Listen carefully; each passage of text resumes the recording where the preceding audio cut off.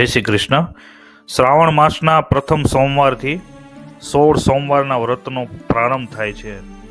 આ દિવસે મહાદેવજીના મંદિરે જઈ પૂજા કરવી, આ કથા વાંચવી કે સાંભળવી અને વચમાં જય મહાદેવ અથવા ઓમ નમઃ શિવાય બોલતા રહેવું. આ વ્રત કરવાથી સુખ, શાંતિ અને આરોગ્ય મળે છે. હવે આપણે 16 સોમવારના વ્રતની વાર્તા સાંભળીશું. વિદર્ભ દેશમાં અમરાવતી નામનું શહેર હતું. એમાંના મોટા ભાગના રહેવાસીઓ મહાદેવજીના પૂજારી હતા. એ શહેરના નિર્જન એકાંતમાં એક છેડે સુંદર શિવ મંદિર હતું. શિવ મંદિરમાં ઈશ્વર અને પાર્વતીજી સોગઠાબાજી રમી રહ્યા હતા. ક્યારેક પાર્વતીજી હારે અને ક્યારેક શિવજી હારે, પરંતુ આ હાર જીતનો ન્યાય કોની પાસે કરાવવો? એવામાં એક બ્રાહ્મણ ત્યાં આવી ચડ્યો. બાજીની રમઝટ ચાલી રહી હતી. બાજી પૂરી થતા તપોધન બ્રાહ્મણને પાર્વતીજીએ પૂછ્યું, કહો વિપ્રદેવ, કોણ જીત્યું? વિપ્રદેવ બોલ્યા, ભગવાન શિવજી જીત્યા. ત્યાર પછીની એ ચારે બાજીઓમાં ભગવાન શિવજી જીત્યા એમ વિપ્રદેવે કહ્યું. ત્યારે ક્રોધિત થયેલા પાર્વતીજીએ બ્રાહ્મણને શાપ આપ્યો. વિપ્ર, તે ખોટો ન્યાય કર્યો છે.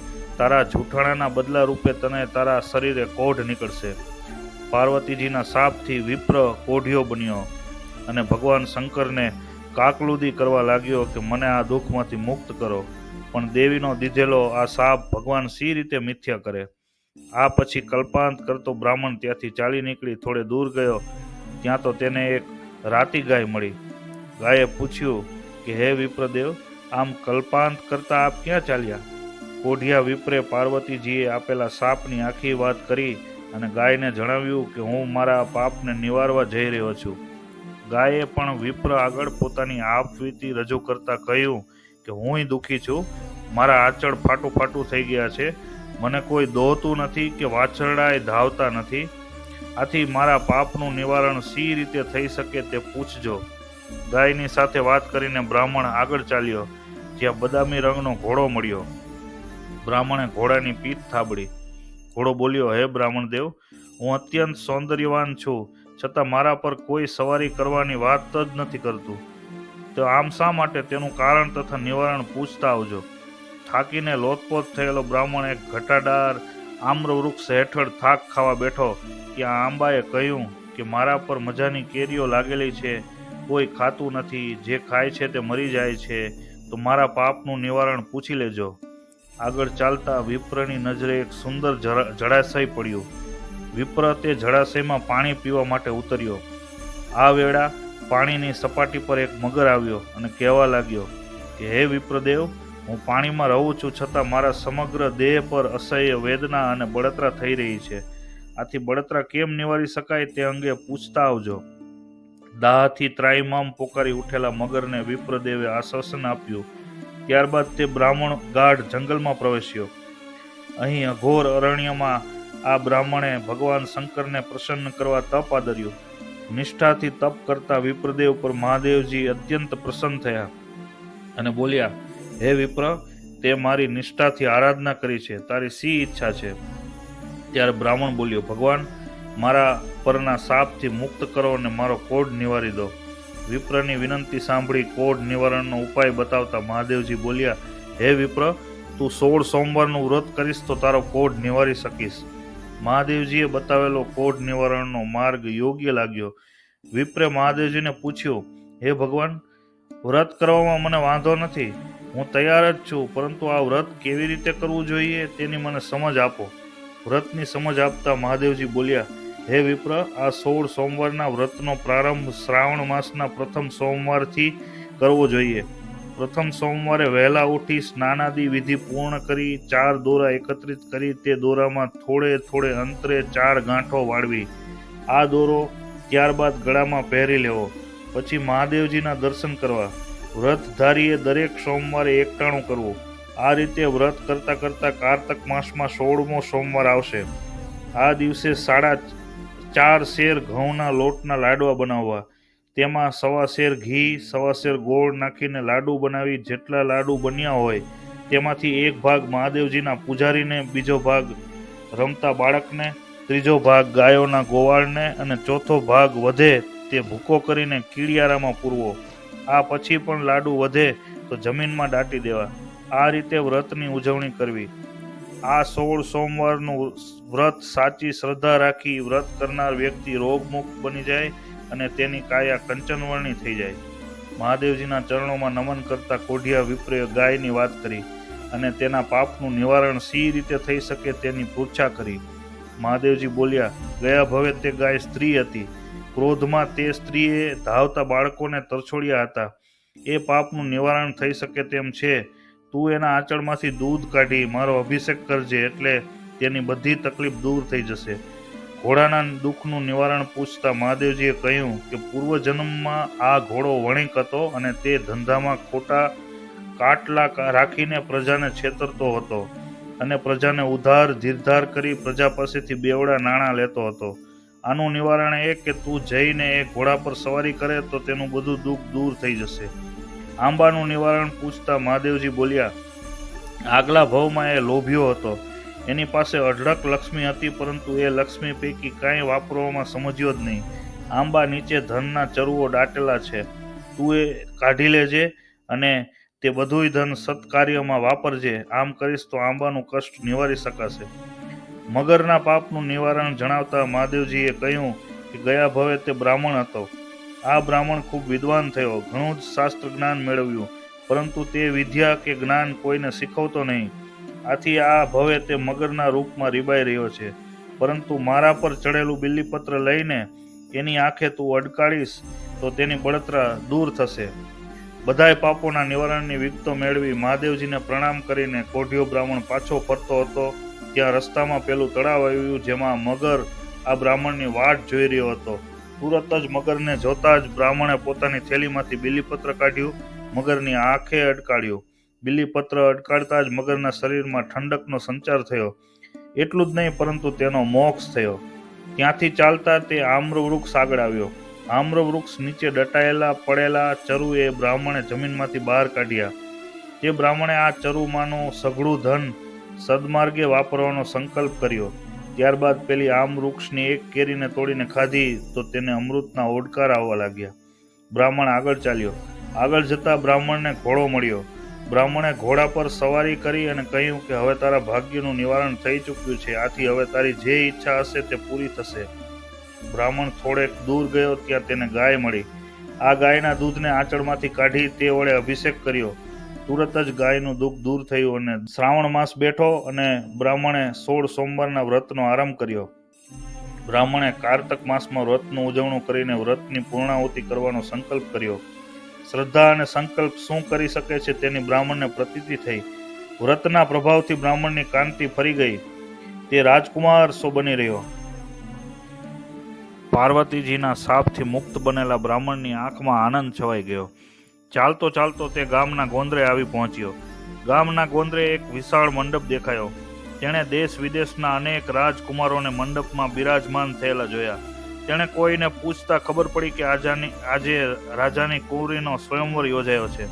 બ્રાહ્મણ આ બધી વિગતો મેળવતો આ બધા દ્રશ્યો જોઈ રહ્યો હતો. ત્યાં તો સૂંઢમાં સોનાનો કળશ રાખેલી હાથણી ઝૂમતી આ બ્રાહ્મણ તરફ આવી અને શણગારેલી હાથણીએ કળશ બ્રાહ્મણ પર ઢોળ્યો. આ પછી બીજી અને ત્રીજી વાર પણ બ્રાહ્મણ ઉપર જ કળશ ઢોળ્યો. આથી રાજાએ પોતાની કુંવરીને બ્રાહ્મણની સાથે પરણાવી. બ્રાહ્મણને રાજાએ પરણામણીમાં સોનું, હીરા, મોતીના વિવિધ ઘરેણાં, રેશમી જરીના પોશાકો તથા હાથી ઘોડા આપ્યા. બ્રાહ્મણ કુંવરીને લઈને ધામધૂમથી પોતાને ઘેર આવ્યો. તેની માએ કંકુ અક્ષતથી તેને વધાવ્યો અને શુભાશીષ પાઠવી. 16 સોમવારનું વ્રત કરવાથી મહાદેવજીની કૃપા બ્રાહ્મણ પર ઉતરી અને તે રાજાની કુંવરીને પરણ્યો તથા સુખ સાહિબીમાં રહેવા લાગ્યો. બ્રાહ્મણનું સમગ્ર જીવન ચિત્ર પલટાયું. તેનું દેવનું પાંદડું પલટાયું. હવે તે રાજા બન્યો અને કુંવરી રાણી બની. કારતક માસ આવ્યો. છેલ્લો સોમવાર આવ્યો. હવે 16 સોમવાર પૂરા થતા હતા. રાજાએ આ વ્રતની ઉજવણી કેમ કરવાની છે તેની વિગત સમજાવી, પરંતુ રાણીએ રસોઈમાં 32 ભાતની વાનગીઓ બનાવી હતી. રાજા ભોજન લેવા બેઠો. માત્ર તે પોતાના ભાગની લાડુની પ્રસાદી જમ્યો. સોનાની થાળીમાં લાડુ ઉપરાંત અનેક વાનગીઓ પીરસેલી હતી. રાજા આ જોતા રાણી પર ક્રોધિત બન્યો, કારણ કે વ્રતની ઉજવણીમાં બીજું કંઈ ખવાય જ નહીં. રાજાએ મહાદેવજીની ક્ષમા યાચી અને ચોથા ભાગનો લાડુ પ્રસાદી તરીકે જમીને વ્રતની પૂર્ણાહુતિ કરી. વ્રત પૂરું થતા રાજા આનંદ વ્યસ્ત હતો. ત્યાં રાત્રે સ્વપ્નમાં મહાદેવજીએ કહ્યું કે હે રાજવી, તે મારું વ્રત પૂરી નિષ્ઠાથી કર્યું છે, પરંતુ તારી પત્નીએ તારા વ્રતમાં ભંગ પાડવા પ્રયત્ન કરતા તેને દેશવટાની સજા કર, જેથી તેનું અભિમાન ઉતરે. બીજા દિવસનું પ્રભાત ઉગ્યું. પહેરેલ કપડે રાણીને દેશવટો દીધો.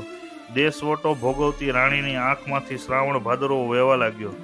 એકથી બીજા ગામ રજળપાટ કરતી તે એક ગામમાં આવી પહોંચી. અહીં એક ઝૂંપડીમાં એક ડોશીને રેંટીઓ કાંતતી જોઈ તે ત્યાં પાણી પીવા ગઈ. ડોશીએ પાણી પાયું, પરંતુ રાણીના પગલાથી સૂતર ઓછું કંતાતું તાર તૂટતા હતા. આથી ડોશીએ તેને અપશુકન્યાણ ગળી કાઢી મૂકી. રાણી એક ઘરથી બીજે ઘર આશ્રય મેળવવા રઝળતી રહી. એક ઘાંચણે તેને આશરો આપ્યો. ઘાંચણને ઘાણીમાં ઓછું તેલ ઉતરવા લાગ્યું. આથી ઘાંચણે પણ રાણીને કાઢી મૂકી. થોડે દૂર રાણીએ કૂવો જોયો. ત્યાં જઈ રાણીએ પનિહારી પાસે પીવા માટે પાણી માગ્યું. પનિહારીએ પાણી પાવા ઘડો ઊંચક્યો ત્યાં તો તે ભાંગી ગયો. આથી પનિહારીએ તેને હળધૂત કરી. રાણી આગળ ચાલી. ત્યાં મહાત્માશ્રીની મઢી આવી.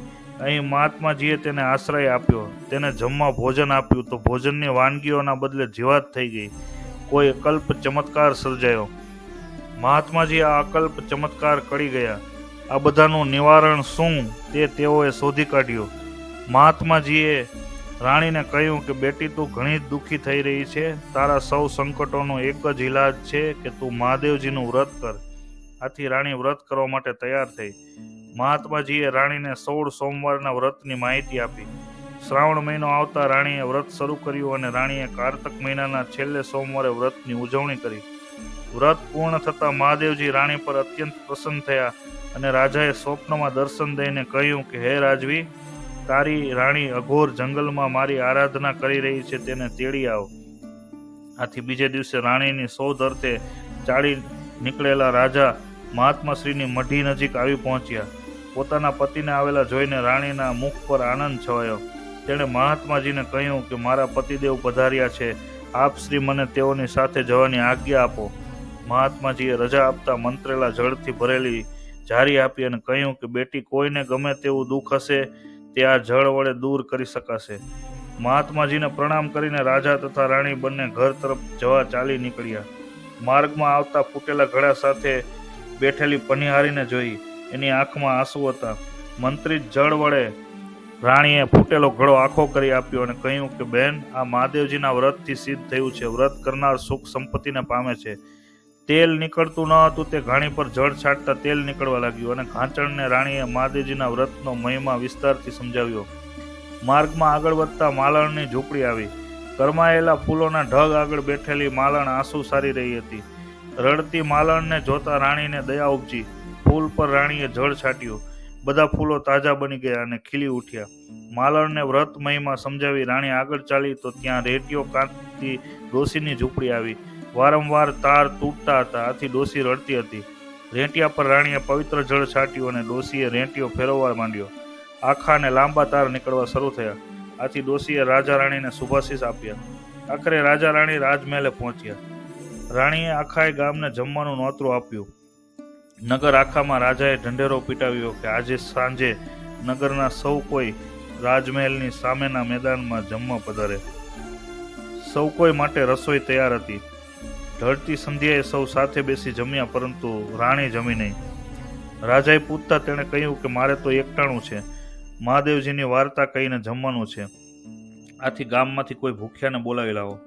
ગામમાં રાજાએ ભૂખ્યા માણસની તપાસ આદરી. એક કુંભારના ઘરમાં ડોશીમાં ભૂખ્યા હતા. સાસુ વહુને ઝઘડો થતા સાસુ ભૂખી હતી. તે કાને બધિર અને આંખે અંધ હતી. ડોશીને પાલખીમાં રાજમહેલમાં લાવવામાં આવી. ડોશીને પાટલે બેસાડ્યા અને મોટો સાથ દઈ કહ્યું કે માજી, હું મહાદેવજીની વાર્તા કહું છું તો વચમાં જય મહાદેવ એમ હોંકારો દેજો. રાણીએ વાર્તા શરૂ કરી. ડોશી સંભળાય કે ન સંભળાય છતાંય જય મહાદેવ હોંકારો દેતી હતી. વારંવાર મહાદેવના નામ સ્મરણથી ડોશીની બધિરતા ચાલી ગઈ. આંખોમાં તેજ આવી ગયું. ડોશી આનંદમાં આવી રાણીને કહેવા લાગી કે બેટી, હવે હું સાપ જોઉં છું અને કાને બરાબર સાંભળું છું. આમ કેવી રીતે બન્યું?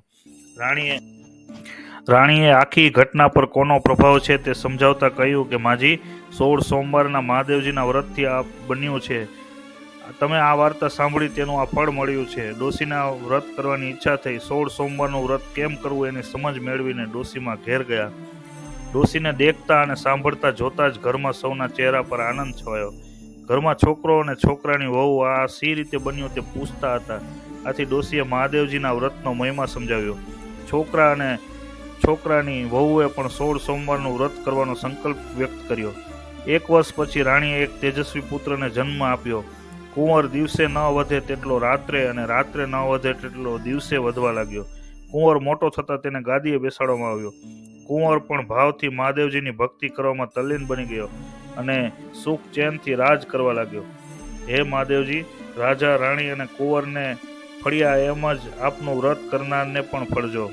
જય મહાદેવ. ઓમ નમઃ શિવાય.